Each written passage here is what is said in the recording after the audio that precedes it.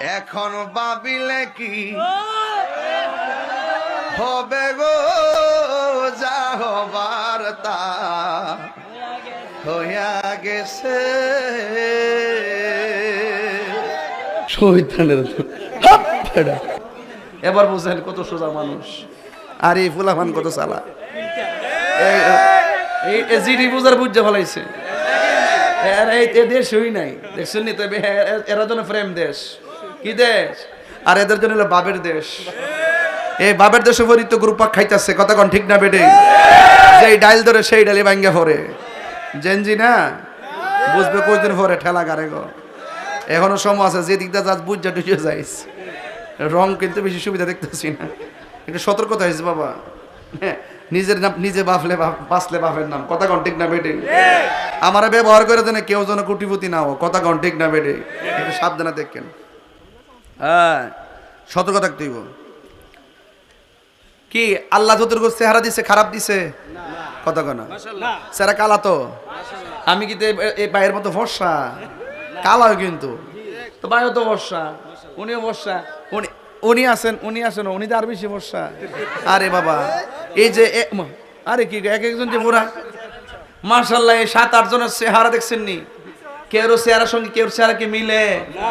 এই যে 8 জনের মধ্যে কেউর সাথে কেউর কথা মিলে না, কাহারো কণ্ঠের সাথে কাহারো কণ্ঠ মিলে না, কাহারো নাকের সঙ্গে কাহারো নাক মিলে না। বলুন তো ডিজাইনার কে? আল্লাহ। আপনি ওই রবের জন্য শুকরিয়া আদায় করতে পারতেন না? আল্লাহ আল্লাহ বলেন আলহামদুলিল্লাহ, আলহামদুলিল্লাহ, আরো বর্গ আলহামদুলিল্লাহ। আল্লাহ খুশি হয়ে যাবে। এজন্য বলছে যতটুকু চেহারা দিছে আইটি আলহামদুলিল্লাহ। কি যতটুকু সম্পদ দিছে আলহামদুলিল্লাহ। আরে কন্যা যতটুকু সম্পদ দিছে আলহামদুলিল্লাহ, যতটুকু সুস্থ রাখছে আলহামদুলিল্লাহ, যতটুকু চেহারা দিছে আলহামদুলিল্লাহ, সব আলহামদুলিল্লাহ আলা কুল্লি হাল। সর্ব অবস্থায় প্রশংসা একজনের। জবান খুলে বলুন না তিনি কে? আল্লাহ। প্রশংসা সবই কেবল তোমারি, প্রশংসা সবই কেবল তোমারি, রব্বুল আলামিন।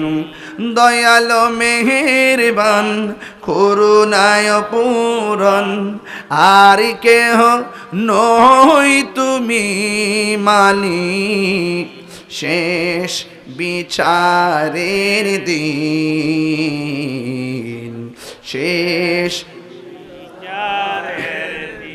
সবাই বললে খুশি হব। শেষ বিচারের দিন, শেষ কেবল তোমারি করি ইবাদত, কেবল তোমারি গাহিনী আমত, কেবল তোমারি করি ইবাদত, কেবল তোমারি গাহিনী আমত। দাও দিশা দাও সরল পথে, দাও দিশা দাও সরল পথে, সিরাত মুস্তাকিম, সিরাত বলুন প্রশংসা সবই কেবল তোমারি, প্রশংসা সবই কেবল তোমারি, রব্বুল আলামিন।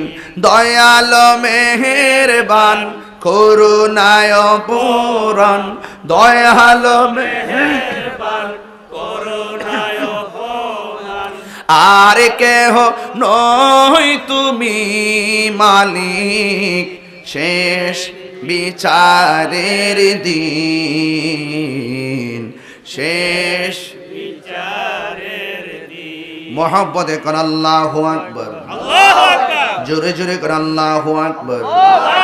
তাইলে আওয়াজ খুলে বলুন আমাদের এই পর্দার দরকার আছে না নাই? পর্দা ফরজ করেছেন কে? আল্লাহ রাব্বুল আলামিন বলেন যতটুকু পর্যন্ত তোমাদেরকে সীমারেখা দেওয়া হয়েছে, ইল্লা মা যহারা মিনহা, যতটুকু তোমাদেরকে পারমিশন দেওয়া হয়েছে, এর বাইরে তোমাদের ওয়ালা ইউবদিনা জিনাতাহুন্না, তোমাদের যে সৌন্দর্য আছে এই সৌন্দর্যকে তোমরা ওপেন করিও না। আল্লাহ যতটুকু দিয়েছে ততটুকু তোমরা ওপেন করে চলতে পারবা।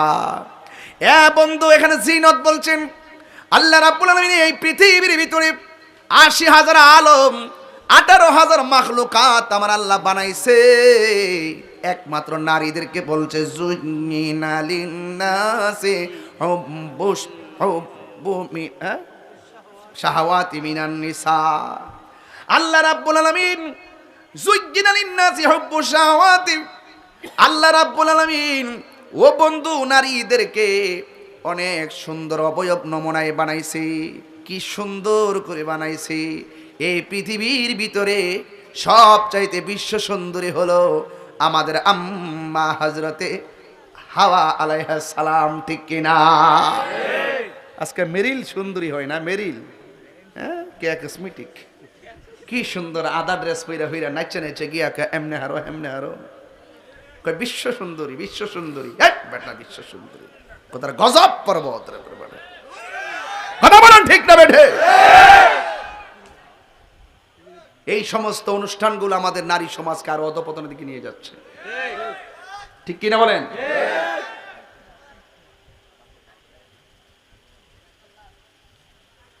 সাবধান বলে দিলাম। আল্লাহ নারীদেরকে অনেক অত্যন্ত সুন্দর নমুনায় বানিয়েছে, এটা ঢেকে রাখতে হবে, ঠিক না? এরপরে কি বলছে শুনি, একটু পরে আমার নারী সমাজ বুঝতে পারবো ওয়াজ কত প্রকার কি কি। এরপর আল্লাহ রাব্বুল আলামিন বলেন ওয়ালিয়াদরিবনা বিখুমুরিহিন্না আলা জুয়ুবিহিন্না।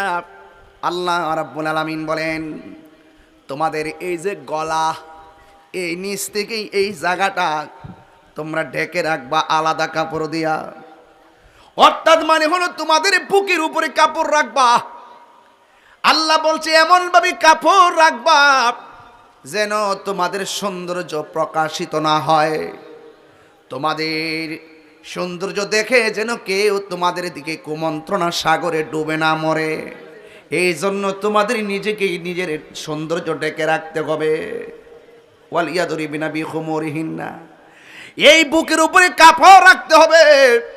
আগে দেখেছি আমাদের মা চাচিরা যখন নিজের বাপের বাড়িতে যাইতো, বোরকা পরার পরেও আলাদা একটা কাপড় আবার মাথায় বাঁধছে, মাথায় বান্ধা আলাদা একটা কাপড়, মুখটো বাঁধছই, বান্দার পরেও আলাদা একটা কাপড় সামনে ফালাইতো, আর শরীরের ভিতরে একটা এমন একটা কাপড় লাগাইতো, এই কাপড়টা সুন্দর করে অল বডিটাকে এমনভাবে ডাইকে রাখতো কোনো সৌন্দর্য মানুষে লক্ষ্য করতে পারতো না। কথা বলেন ঠিক কিনা?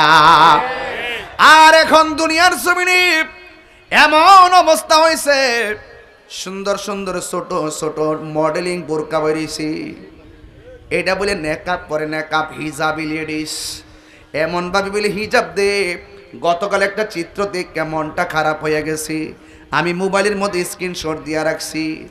একটা মেয়ে বলতেছে আমি হজ কইরা সব আমি ভুইলা গেছি, সব সাইরা দিছি, শুধুমাত্র আমি বাজনা বাজাই বাজনা। দেখলাম সে হজ থেকে আইসা বোরকাটা গায়ের মধ্যে লাগাইয়া, একেবারে বোরকা লাগাইয়া লাগাইয়া মুখটা খুইল্লা খুইল্লা বাজনার মধ্যে বাইরেইতেছে। এটা বলে আবার তার পছন্দ, এই বাজনা নাকি তার বাবা শিখাইছে। যেই হজ তোমাকে পর্দায় ঢুকাইতে পারে নাই, এই হজ তোমার সাথে তোমার হৃদয়ের ভিতরে ঢুকতে পারে না। এই কথা বলেন ঠিক কিনা? এই যে একটা কোরআন, এই যে এখানে বললো তোমরা বুকের উপরে কাপড় রাখবা, এই আয়াতের নিরিখে আমরা অনুধাবন করতেছি যে এই বর্তমান বাজারে যে টাইট ফিটিং বুরকাডি পরে ফইরে ফিরে শুধুমাত্র মুখটার ভিতরে যেইভাবে একটা নেকআপ করে খুললা খুললা রাস্তা দিয়া চলাফেরা করে, কয় এই চেহারা দেখান জায়েজ আছে, হাত দেখান জায়েজ আছে, এরকম জায়েজের ফতোয়া দিয়া দিয়া।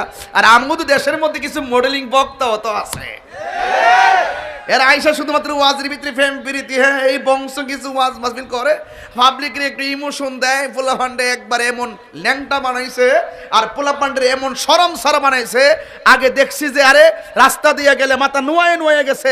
একটা মহিলা যদি রাস্তার পুকুরে গোসল করে তখন আওয়াজ পায়, তখন মাথা নোয়া নোয়া আরেক রাস্তা দিয়ে গেছে। আর আমার দেশের পোলাপানগুলোরে এমন এক মন্ত্র ভিতরে ঢুকাই দিছে, তোরা পছন্দ হলে তোরা একটা কাম করবি, তোরা কি পড়স না পড়স, বিয়ে সাথে ওয়াজ, কিন্তু কোরআন সুন্নাহর আলোচনা নাই, শুধুমাত্র সামাজিকভাবে পোলাপানদেরকে আধুনিকতার ছোঁয়ায় এনে পোলাপানদেরকে গোমরা বানাচ্ছে। কথা বলেন ঠিক না বেঠে? আমি পরিষ্কার ভাষায় বলতে চাই, বর্তমান বাজারের ভিতরে আল্লাহর কোরআনের আয়াত অনুযায়ী বর্তমান মহিলারা যেই সমস্ত টাইট ফিটিং বুরকা পরে, আল্লাহর কোরআনের আয়াত অনুযায়ী এই সমস্ত বুরকা পরা হারাম হারাম হারাম।